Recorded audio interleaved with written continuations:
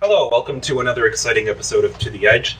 With me this week is Stacey Forbes Iwanicki, who is an actress in Blood Sugar Sex. And I was wondering what you could tell us about your role in the film. Sugar actually was the light at the end of the tunnel. She was a positive influence throughout the movie. Tried to pick everyone's spirits up. It has a lot of life's up and downs throughout the movie that people see, think, or feel, but don't necessarily say. And Mike does that. And my role is to try to keep everyone on a positive level and to remind them to do good and that there's good in the world. That's good. It's a good positive influence that the other characters can have if they listen to that. True. So would you feel like that you're kind of a sounding board for the characters? Not so much a sounding board, but I try to gear everyone to stay on an open path where they have a faith, whether it's whatever their faith may be, to do the right thing morally and, just for their own peace of mind. And I try to promote through the character that there's good in the world still, and that no matter what life may throw at you, that you can still come out on top. So basically a calming influence, a contrast to anyone who's feeling deep down and negative. Absolutely, yes. All right. What can you tell us about how you first found out about the role? I actually came across one of the casting calls, and I went back and forth with Mike for a few days, and we really bonded right away. We seemed to be on the same level. A lot of the things that we talked about online were what your outlook was on life, and it actually was very similar to the role that he had written for Sugar. And when I went in to audition, I think that I was so confident that I could relate to her that the character just took over and he picked me. So I was very blessed. So it was a very easy casting process, at least from your end. I would say from my end, maybe not so much for his, but yes, there was actually 2 casting calls. And it was really important for Mike to get the characters to work together and to seem really natural. What did you do to prepare for the role in advance? I actually had quite a few things. I would carry around a dictaphone in my vehicle in case the battery in my phone died. I had a voice recorder on my phone, and I carried my script. And I would study and study and study, and Mike was a complete guide for me. No matter what time of day, I could call him and ask him, how would you say this, or what does this actually mean? And he never made me feel out of place or that I should know something. He was always willing to help me, and so to this day I still call him my mentor, and I keep in touch with him and let him know any other projects I have going on. That's good. And it's nice, given the type of character that you play. I know some actors like to stay in the role even off set, so it's good to be still in that type of role when you're off set, and where you're still in this positive vibe, positive mindset even after the takes. I would say yes. Like everyone else, they have bad days, and just because the cast was so close at the end, I think that we all picked each other up. We could balance each other out, where one may have a tough day and someone else would be right there to say, you're going to do better tomorrow. And we were so quick to help each other out if we were struggling with a line or a verse or whatever. And it was just a really tight-knit film altogether. I mean, as far as the cast outside became really close, as well as on the set. And although the characters were so developmentally different, we all were able to come together and make it real and actually feel the emotions that those characters, Mike had written for. So we were able to help each other out, and I think that really created a really positive atmosphere for everyone to know that it was okay to make a mistake, or it was okay to ask a question if you weren't sure. And everyone had patience. That was a huge, huge thing. Mike has the patience of God. We could reshoot and reshoot, and you wouldn't hear him yell or raise his voice or throw a pen or a notebook. It just wasn't in his thinking. He just was a great director to work with. It's very good to be able to work with someone like that. And from what I understand, from what Mike told me, it was actually a relatively easy shoot because you'd have 8-hour days, so the shoots didn't even go too long. True. It was. I would say it was relatively easy. Yes. It was tough where the weather was very warm, and Mike picks everything up. So if someone sneezed and they were on set, they weren't well versed in filming. They didn't realize that their one scratch just had to start a whole scene over because it's picked up. Mm-hmm. So relatively easy, yes, as far as the cast and the director. But everyone was learning things along the way. I mean, even the most seasoned actor can still learn on set. There's always something to learn. So we had some new makeup artists, or if we had someone volunteering for the day, those people had to learn the ins and outs on what was appropriate etiquette on set and what wasn't. And getting back to your character, I noticed that she would be in stark contrast to the character of Blood, who represents cynicism and everything that's gone wrong in the world. When you were in scenes together, did you basically try to zig where she zagged and play off of that? Yes, definitely. Jamie is a great actress, and working with her and Larry and Adam, they made it easy. So if Jamie said it was blue, I would say it was black. And we had that relationship on screen where we were able to put some of the girl skills that we may have learned in middle school to good use. And it was easier for me, I think, because I really do believe that there's good in the world and that good things can happen to people no matter how bad things may seem. If you try to just focus on the positive things, good things will come out of it. But I also think at the same time I could relate to Jamie's role as well, because bad things do happen. And she was able to focus on that and bring that energy in. And when she brought the energy in, it would make me that much more forceful to try to push the positive in. And you could see that. You could see that throughout the film. Well, you have something that defines you. When you have something that's the opposite, you can say, well, this is what my character stands for. And you don't see that if there's nothing that you can contrast yourself against. Exactly.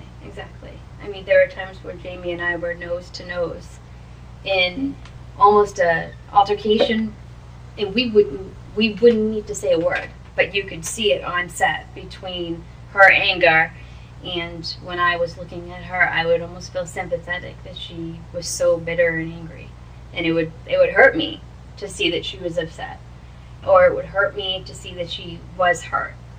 And I think all of that, is, from Mike's writing on the characters. And I think it was a lot of the developmental ways that we learned to work together during rehearsals. And it definitely comes across on film that Jamie can definitely pull off the angry role, but she really is very, very sweet in person. But at the same time, you could have 4 very different characters, and they all become really tightly knit. And I think it says a lot for Mike and the way that he can write to bring such different aspects of its life. Now, we don't want to get too spoilery, so we'll switch into something that's a bit more general. What can you tell us about what interested you in acting in the first place? Well, I guess it gave me the opportunity to try to venture out there. I was always shy growing up. I was very quiet. And it gave me that challenge that I needed. It was a challenge for me, and I was always up for a new challenge. And when I ever saw the script, I think I was in shock, because it was a stack. And it was overwhelming at first, but like I said, between the cast and Mike, they were just incredible. Mike would spend hours talking to me and showing me little tips and tricks, and I mean, he's worked with some of the greatest. You would never know that, because he's not that type of person, and that's what I admire about him. He doesn't come off as though he's been in the places that he's been, but he has so much to teach people.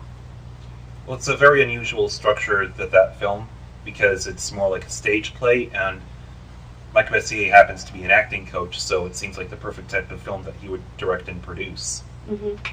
I would say yes, And what he's really good at is putting out on film what one may think but never say, or what one may live but never tell.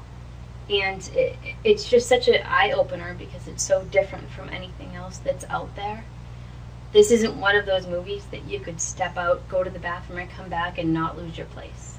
This is one of those movies that you wouldn't want to go to the bathroom because you just want to watch it, you want to understand, and it's so in-depth, and it's something to make you think. It's not that everyday movie that we're seeing that's out there as far as it's either straight action or straight romance. It has so much thought put behind it. Yeah, the last thing you want to see in a film is cliche, because then there's no original thought in the film. So anything that's thought-provoking is a step up. This film is unique in every way, as far as the characters, as far as the way it was written, the set itself, the cast, director, everything down to the costumes is completely unique. It's nothing that anyone has ever experienced before. Ultimately, what would you carry away from Blood Sugars Today's? I would say that there's a light at the end of the tunnel, and that no matter how things may seem, that there's no answer or there's no positive outcome, that there is. That if you focus and pull, even if there's only one shred of something positive in there, you can walk away and be okay, and you can learn from it. You could go places with it. And Mike, he's definitely a very strong writer as well as actor. Mm-hmm. And again, because the things that I learned from him, I was able to progress in that role. And actually, it was okay to cry. There was certain things during the film that, because of the way it was written, it literally would bring me to tears, and we would have to reset because Mike is such a strong writer. Would you carry any of that into different scenes because it can show in the performance how powerful the moments are? Or would that not apply? No, I definitely think that it's possible. I mean, there were some scenes that I was very visibly upset, but it worked. And it was really true feelings because of the way that it was written. It made jolts on memory. I know for a lot of the cast it would. And a lot of the cast would reflect back on things that happened in their own life.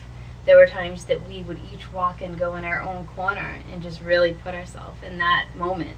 Mm-hmm. And it was seen. If you watch the film and you watch the details and the faces, the expressions, the way that our language worked, we didn't even need to speak in some of our scenes, and you could feel what was happening. That's great to be able to read someone so well that they don't even need the words. Yeah, I mean, again, it's definitely because Mike he's a great writer, and the cast was just so open to each other, and we were just so on each other's team. There was never a time where anyone felt, inferior or felt as though they didn't belong there. We were just so supportive of each other, I think, and it says a lot for Mike because he is the one who made the casting decisions, and he was able to pick out of all these people 4 people that classically fit together, and that we were almost like a puzzle piece, that we were just perfectly intertwined. How did you feel when you first saw the footage rendered in black and white and you're seeing it on the screen? How does it feel?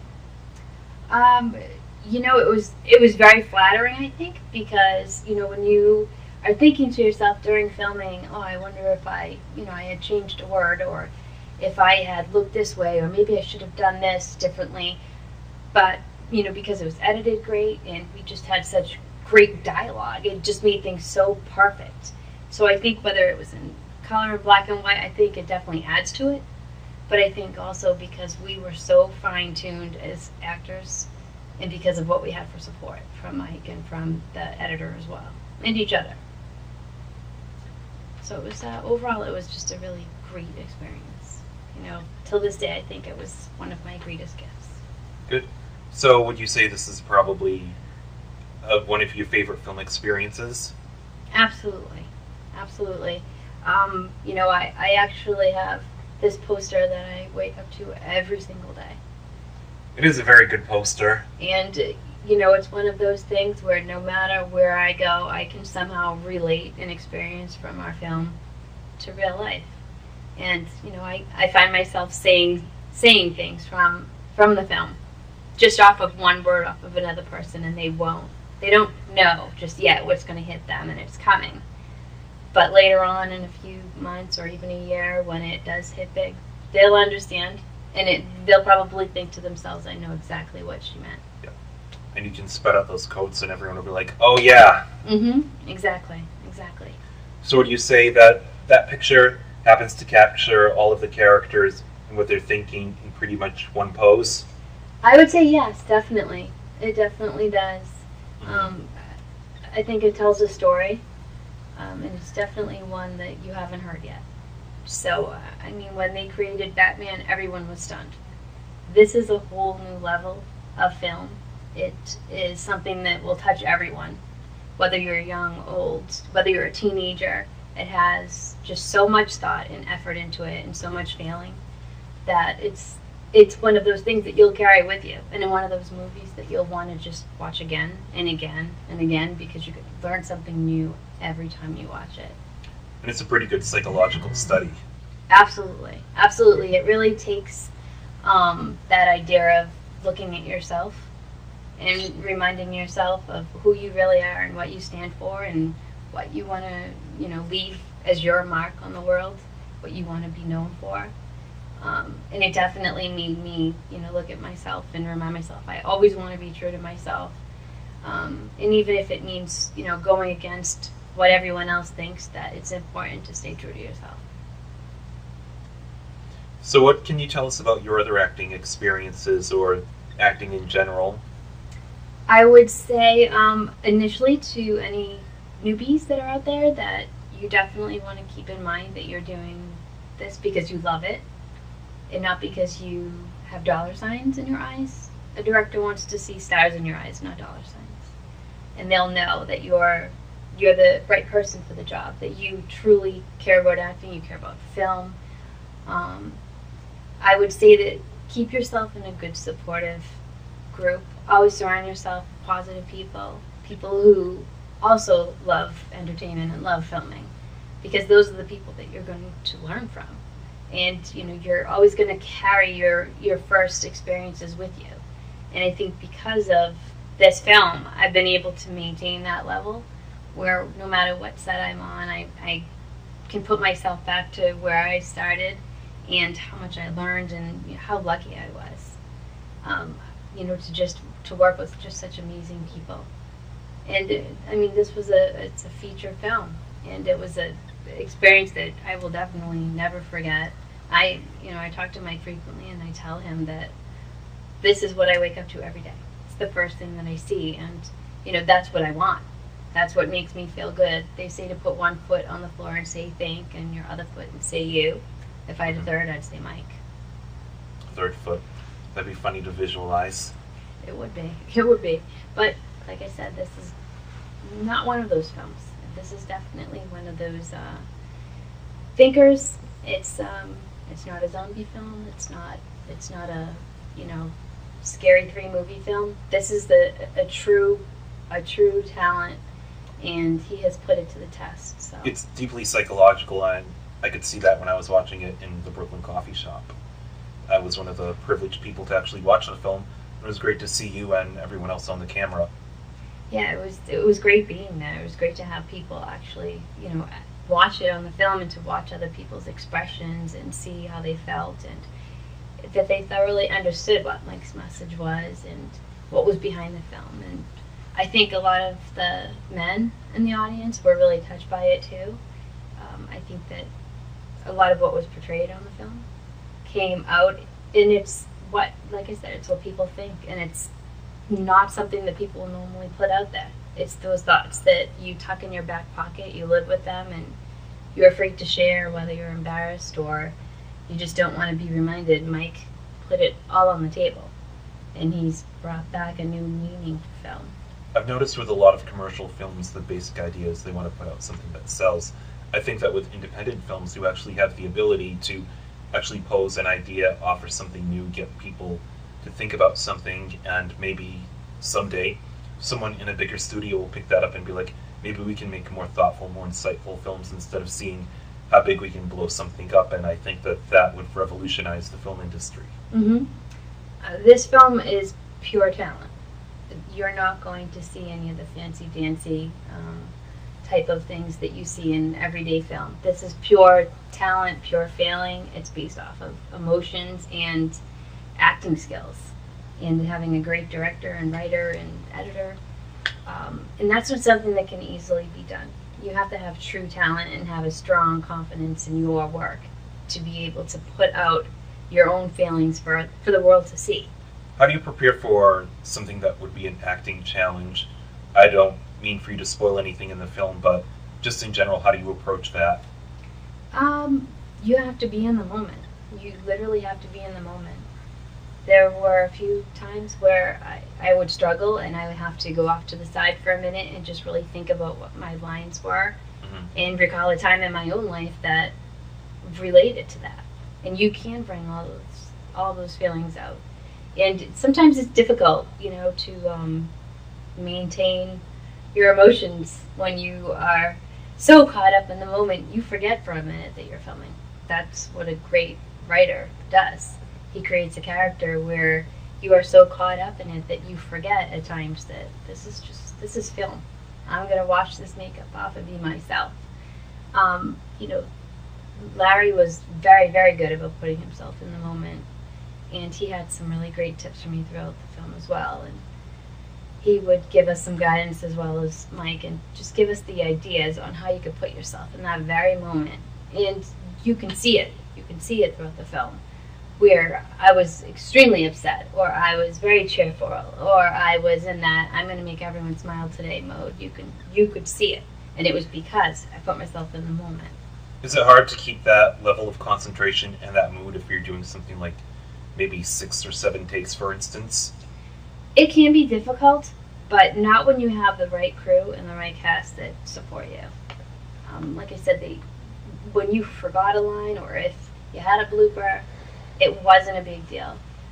There were times where people would be really stressed out because of the heat, or we were just overtired, but we were each other's shoulder. We truly were. And we all still, talk and stay in touch, and that's the type of cast that you want. That's the type of cast that's going to come across the screen as, wow, these people really know each other. They really get along well, or you forget you're watching a film. It's the chemistry it has to hit off just like that. Yes. Now, did you know any of them before you did the film? No, I had never met them before. You would think that we grew up together, that we maybe we were all in the same, orphanage, but we had never met before, and we just bonded instantly.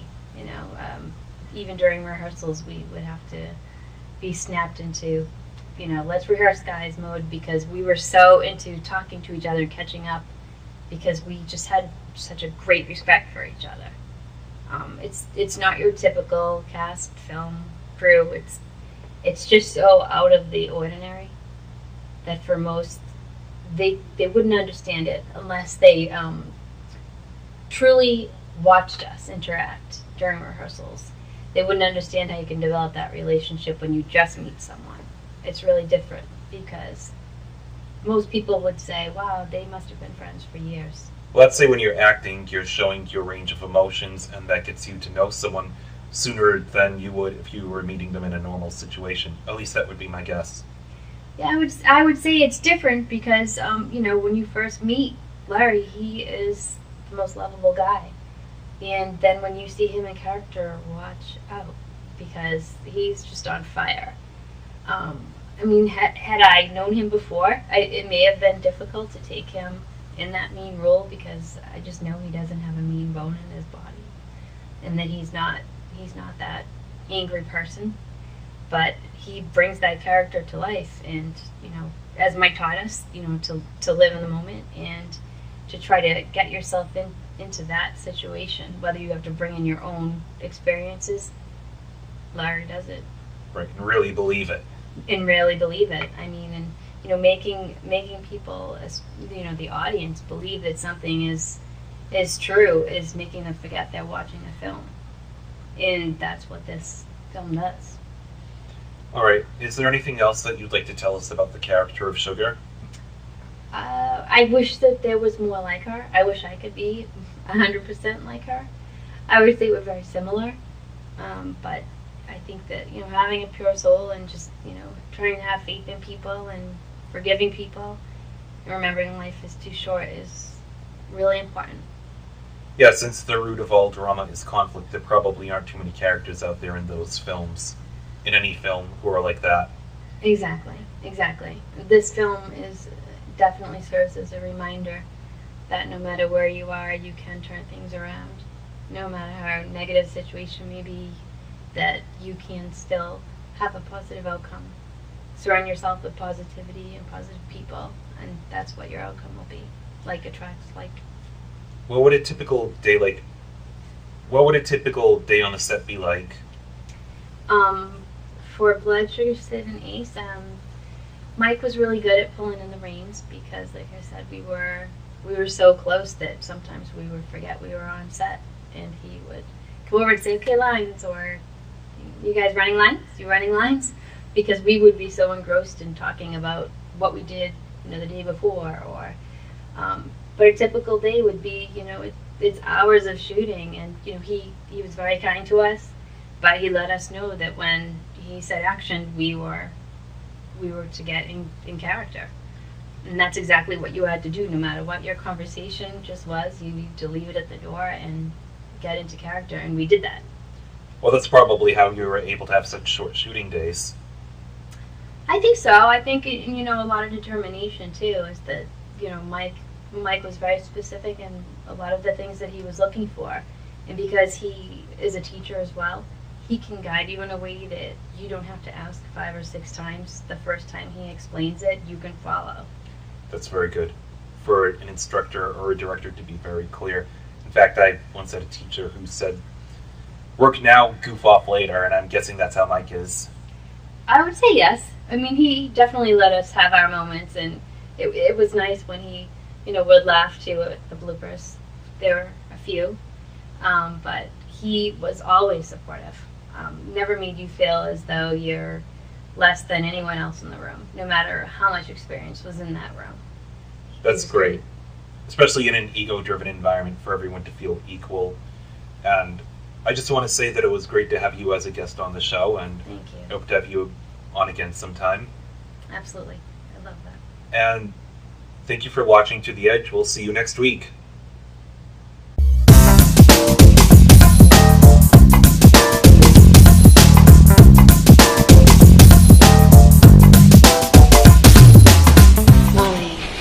I want to help you. You have no idea how many people come in here that are just like you. They've had enough and they can't take it anymore. That's how I know they're looking for change.